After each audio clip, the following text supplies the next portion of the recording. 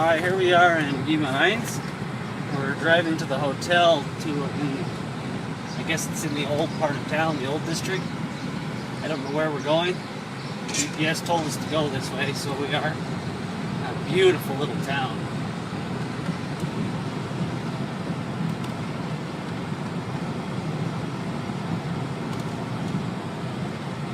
The hotel is supposed to be down right in or near the heart of the old district.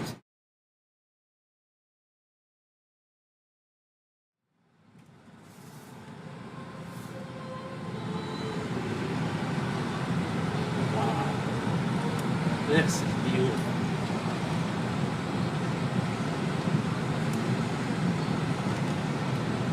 Look, got at that building. Stay on the road. Saw it.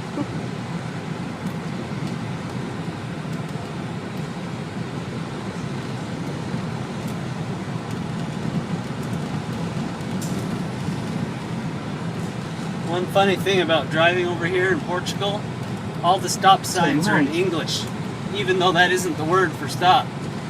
Even Brazil uses para.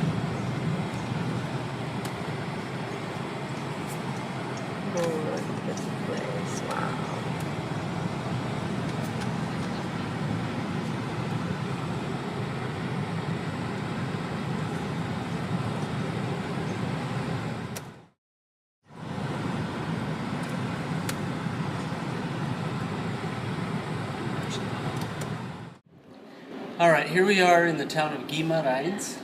It's the, I guess one of the first capitals of Portugal.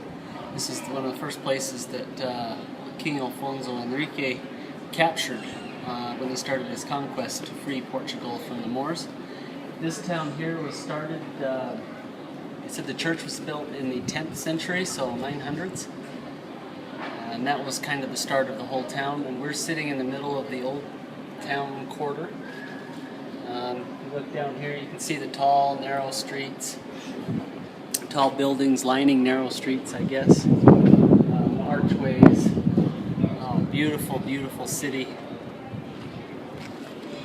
And we'll show you a little bit more of it as we walk around.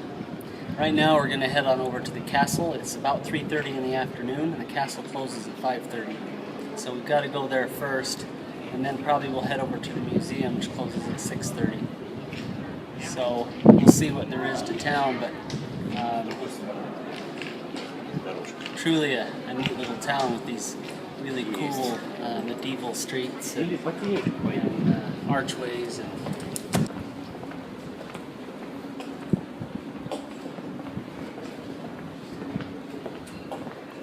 a little courtyard here.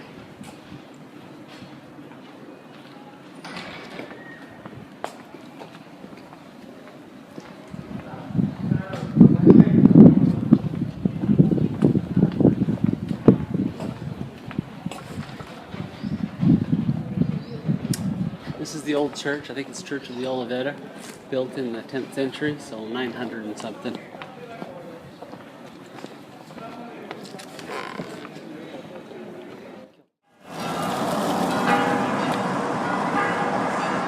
Okay, that's the castle up ahead.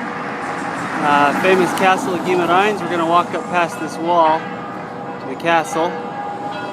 Hopefully we'll have time to come back and see this church down there at the end of the lane.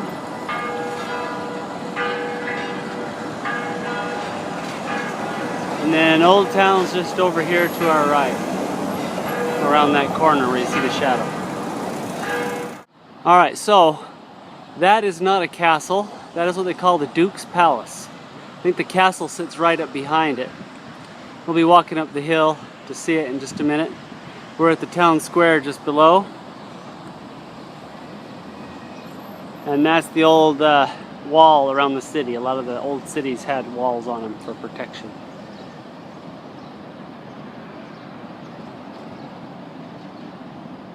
And that's the Commerce Building. I'm not sure what they do there, but I'm guessing it's something to do with local government.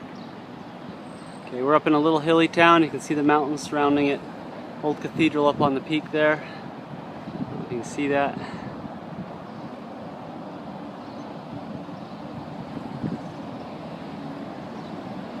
And back to where Tanya's waiting for me. not very happy that I'm dragging my feet. So I was trying to film some video inside the palace over here. If you look to your left, that is the palace of the Duke of Braganza, the illegitimate son of King John, or João. Anyway, they told me no video. We can take all the stills we want, but no video. So this is an old church. This is where the first king of Portugal, King Alfonso, was baptized. And he lived in the 1100s. I think he died in about 1150 or something. So it's a really old little church. The floor is actually full of gravestones. There's big, like 5 foot by 1.5 foot stones on the floor. Some have swords and all kinds of other different markers. There's priests and there's soldiers and different people buried there. And then off right behind it, you can see the castle. That is the castle of Guimaraes. It's spectacular. And that's the first castle. I think they said it's the first castle that King Alfonso took when he started his conquest of Portugal. And this is kind of the historic little square where the king was, and the church and the palace. The palace itself over here again, that was pretty spectacular. Unfortunately, none of it's original. The royal family lived here up into the 1600s when the center of power and influence moved to the south towards Lisbon, and they vacated this house and it fell to ruins. And they had to pretty much completely rebuild it in the 1940s to 1950s. Major undertaking. There's some pictures in there. I'm not sure if there was even a roof on it. The walls were still standing, so they've come back in and rebuilt it and refurnished it with all the furniture and plates and everything that they would have had between the 16th and 18th century, which was the peak of Portuguese power.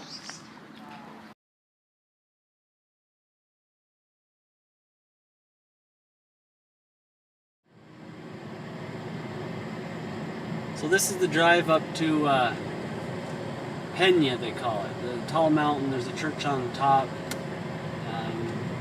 We should have turned the camera on earlier. We were driving up these little tiny, steep, windy streets, 1 lane wide. If it's still light when we go back down, maybe we'll do that. Get less car. See? There's a tramway that takes you up here. We're actually right underneath the tram right now. It closed at 6:30. We didn't get to the station till 7, so we missed it. But since we have a car, we just walked back and got the car. We're driving now. It is beautiful here. One of the things you want to see, they have these great big granite boulders and such. With they've built houses and a restaurant underneath, which we thought might be kind of cool to see. It's like 3 or 4 big boulders, and they built in and around and under them. I don't know what's open and what isn't, but they were also telling us that there's caves and stuff up here that run all through this mountain. Again, I don't know much about that. First time here, we'll drive up, see if anything's even open.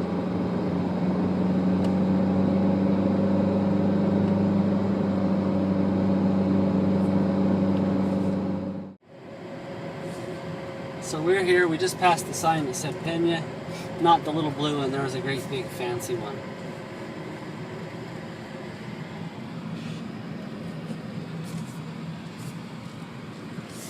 I'm still not sure what's here or where everything goes, but it's pretty cool.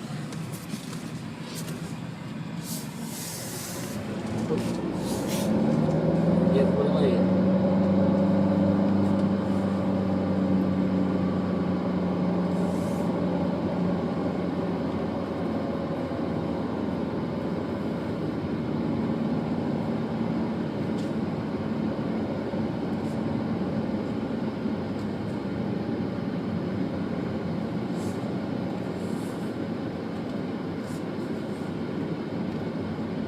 Here.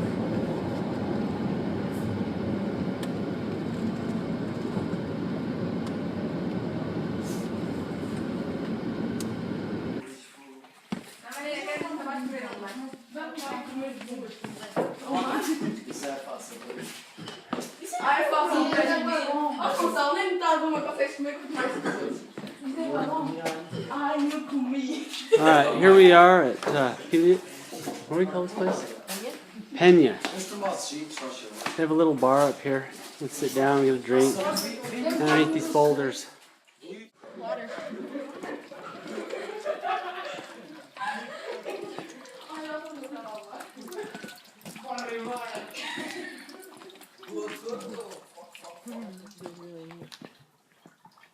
Oh, you can get dinner here, dear. Drink, dinner.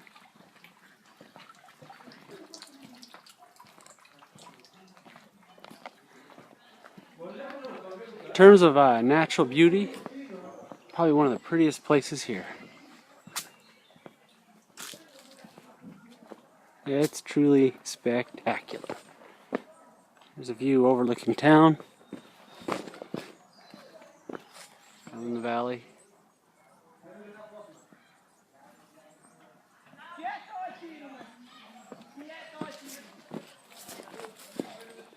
We're going to take a walk up. There's a trail that takes you off to the other side of the hill. We'll take a walk up there and see what's there.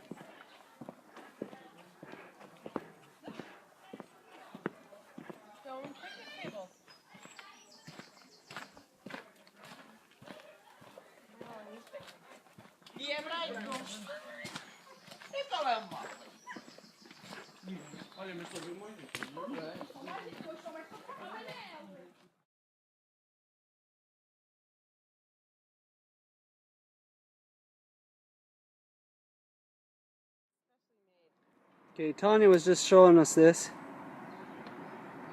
People come up here and they put locks. Marcio and Katya, March 18th, 2012. Yeah, get this one in the car. That one doesn't have a name. Made in China, that one doesn't count. Elvio and Sarah, 2013. This one, Sandra and Pedro. Sandra and Pedro. Looks like there's a local custom here where young lovers come up here and proclaim their love to each other by putting locks on the gates up here. And the little fancy grill work.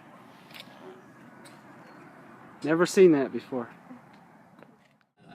This is the road we took to get up to the Penha. I don't really want to call it a cathedral, but sanctuary and all that cool boulders and stuff.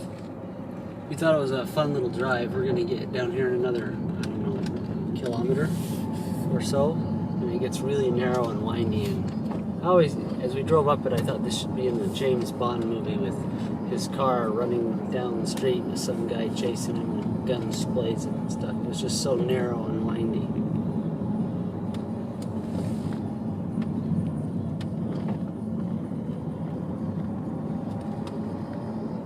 See if we can get it in before sunset. I think we're just missing it right now. The sun is just now setting.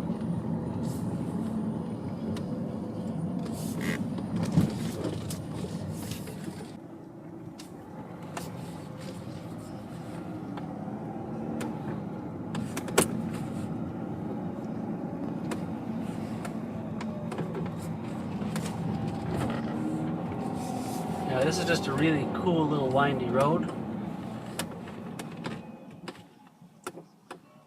I don't know if there's room for both of us to get by.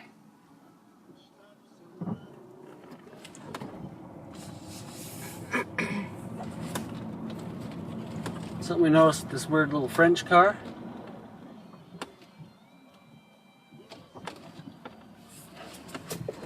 If I stop, the motor actually shuts off. And then when I start going again, the motor turns on again. I guess it's some fuel-saving feature they have in here. Alright, that's the end of the really kind of fun, windy part.